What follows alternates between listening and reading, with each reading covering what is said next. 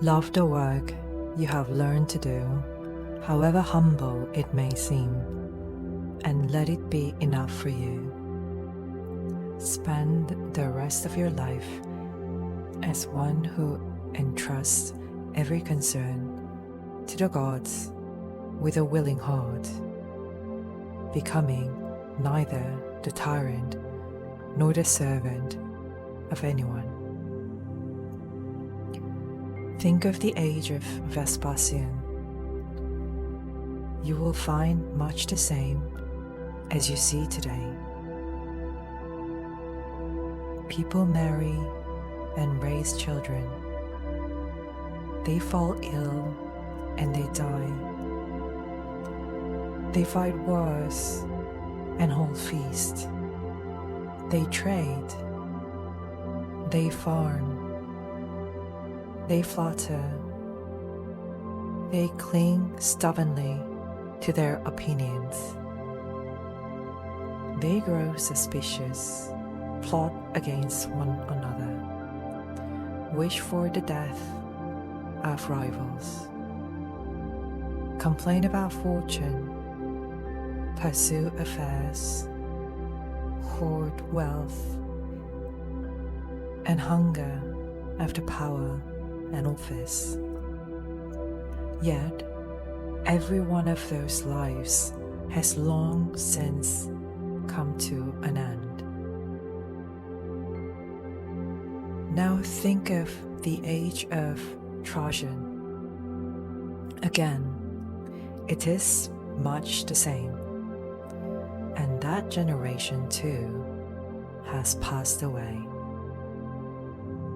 Look farther still through the records of other ages and other nations. See how people devoted themselves passionately to the concerns of their own time, only to fall away almost at once and return to the elements from which they came. Above all, remember those whom you have known yourself. How many exhausted themselves chasing empty ambitions?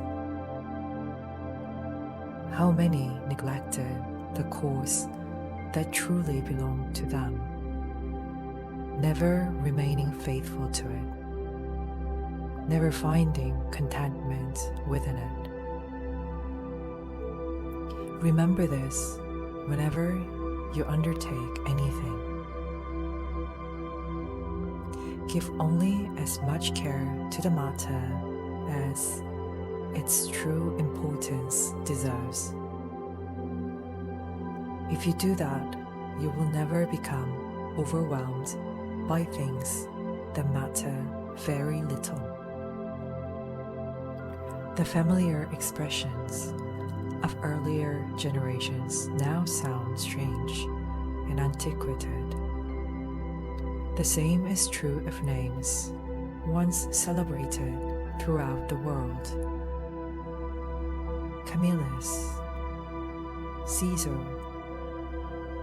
Philasus, Leonatus, then came Scipio and Cato. After them, Augustus, Hadrian, and Antonius. Now they are little more than echoes. Everything hastens towards its end. What once seemed immortal soon becomes an old story, and before long it buried in oblivion. This is true even of those whose fame once shone most brightly. As for everyone else, they are scarcely gone before they are forgotten altogether. What then does it mean to be remembered forever? It is an empty ambition. So, what is truly worth striving for? Only this: that your soul should be just, that your actions should be selfless, that your speech should always be truthful, and that your heart should welcome whatever happens, recognizing it as inevitable, familiar, and born from the very same source as yourself. Yield yourself willingly to Clotho. Allow her to spin the thread of your life from whatever yarn she chooses. Everything lasts only for a day, both the one who remembers and the one who is remembered.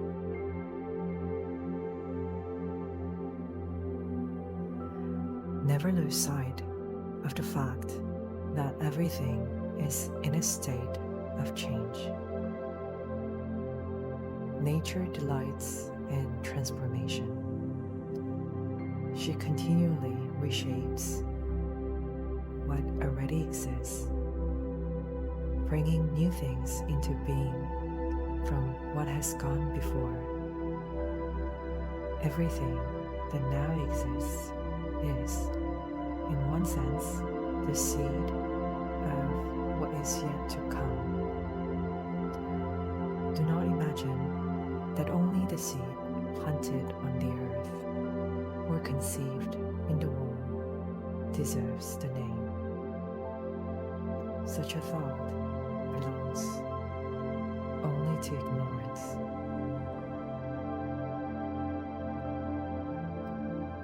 Soon you will die, yet you have still not attained simplicity. You have still not found inner peace. You still believe that external things can truly harm you. You have not yet learned to show kindness to everyone, nor have you yet understood that wisdom consists entirely in acting with justice. Look closely at those who govern the lives of others. See what occupies their thoughts. See what they pursue. See what they avoid. The evil that troubles you does not exist in another person's soul, nor does it exist in any change that takes place within your own body. Where then does it exist? Only in the part of you that judges something to be evil. Withdraw that judgment, and everything is well. Even if the body to which your mind is joined is cut, burned, diseased, or decaying, let your judgment remain unmoved. Refuse to call either good or bad anything that can happen alike to the virtuous and the vicious. For whatever comes equally to those who live in harmony with nature, and to those who live against it, can be neither natural nor unnatural in itself. Always think of the universe as a single living being. It possesses one substance and one spirit. See how everything is directed towards the understanding of this one living whole. How everything acts through a single impulse. How every event contributes to every other how all things are woven together in one continuous pattern.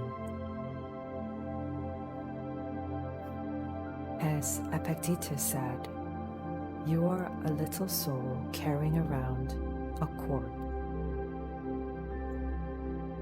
Nothing that exists through continual change can truly suffer evil, nor can anything that never changes possess what we call good. Time is like a rushing river. Everything that comes into being is swept along by its current. The moment one thing appears, it is carried away. Another follows immediately behind, only to be swept away in its turn.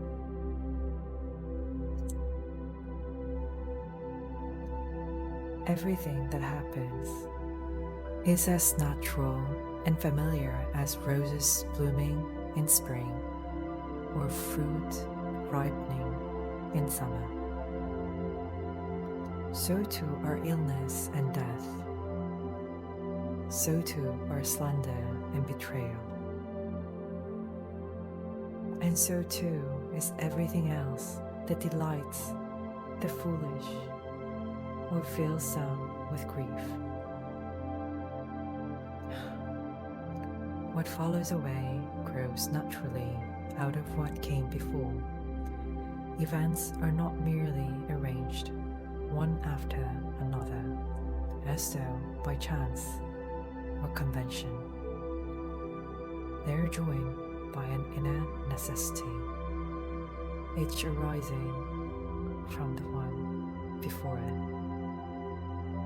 Just as all things that now exist from a harmonious whole, so everything that comes into being belongs to that same harmony. Nothing appears in isolation. Each thing takes its place within the living order that binds past, present, and future together. Keep the saying of Heraclitus always before you. Remember that the death of earth is to become water, the death of water to become air, the death of air to become fire, and then the circle begins again. Remember too the condition of those who forgot where the path leads. How often people quarrel with the very reason that governs the universe, though it is their closest and constant companion. How readily they treat as strange what they encountered every day. Never act or speak as though you are asleep, even if dreams sometimes persuade us that we are awake. Nor should you accept everything merely because you have been taught it, like a child repeating the words of its parents without understanding them.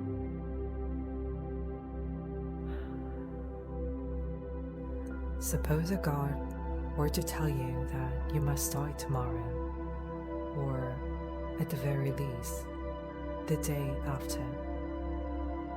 Unless you were the most fearful of cowards, you would scarcely care which day it was. What difference could such a short delay really make? Think then of life in the same way. Whether death comes tomorrow or after many years is of little consequence.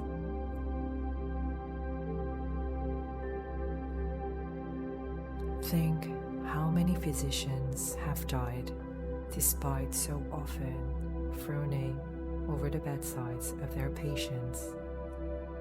How many astrologers confidently predicted the death of others, only to die themselves? How many philosophers wrote endlessly about death and immortality? How many warriors killed thousands before meeting death in their turn? How many tyrants wielded the power of life and death with arrogant certainty, as though they themselves could never die? Think too of the cities that have perished: Hellas, Pompeii, Herculaneum, and countless others. Now remember those you have known yourself. One buried a friend, then died and was buried in turn. Soon another followed. Such is the whole story of human life. It passes quickly. Look at it plainly. Yesterday, we were little more than breath and blood. Tomorrow, we are ashes, or merely a name that soon disappears. So spend what remains of your brief life in harmony with nature. When the time comes to leave it, do so contentedly. Be like the ripe olive that falls from the tree, blessing the earth that nourished it, and grateful to the tree that bore it. Be like the headland against which the waves continually break. It stands firm. Around it, the raging waters gradually fall still. Someone says, "How unfortunate that this has happened to you." No. Say instead, "How fortunate that although this has happened, I remain unbroken, neither crushed by the present, nor afraid of what may yet come." This misfortune could have happened to anyone, but not everyone would have borne it with courage. Why then call the event itself a misfortune, rather than the strength to endure it a blessing? Can anything truly be a misfortune for a human being if it does not damage what is most deeply? And what damages our nature except what opposes its true purpose?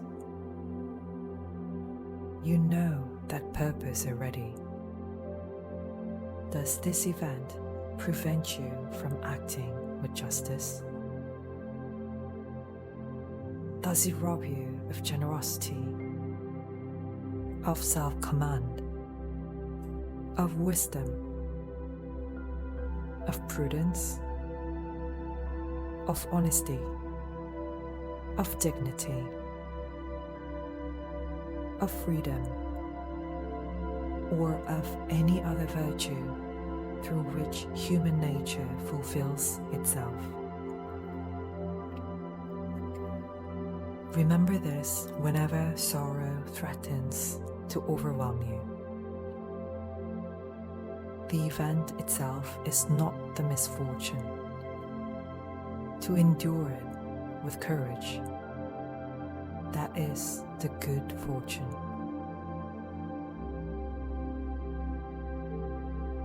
There is a simple meditation that is remarkably effective in teaching us not to fear death.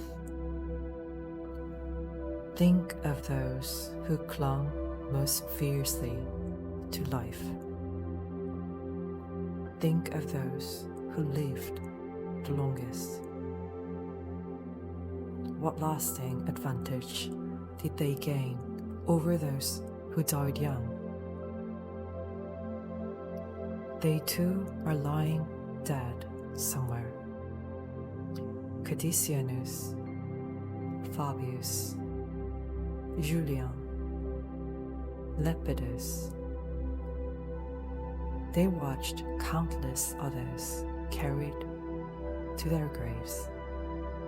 Then they too were carried down. How small the difference between them. How brief the span. How much of it spent amid anxiety among foolish people and within a frail and failing body. Do not imagine such things to be of any great importance. Instead, look back into the endless past. Look forward into the immeasurable future.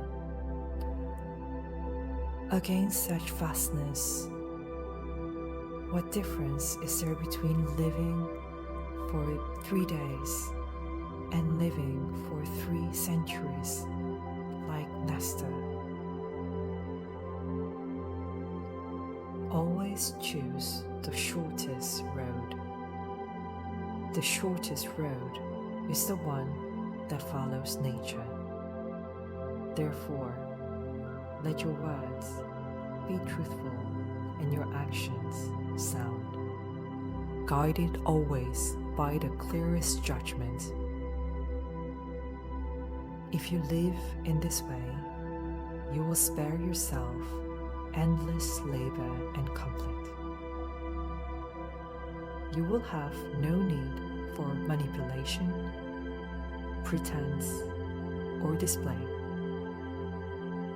Your life will become simpler, quieter, and free from needless struggle.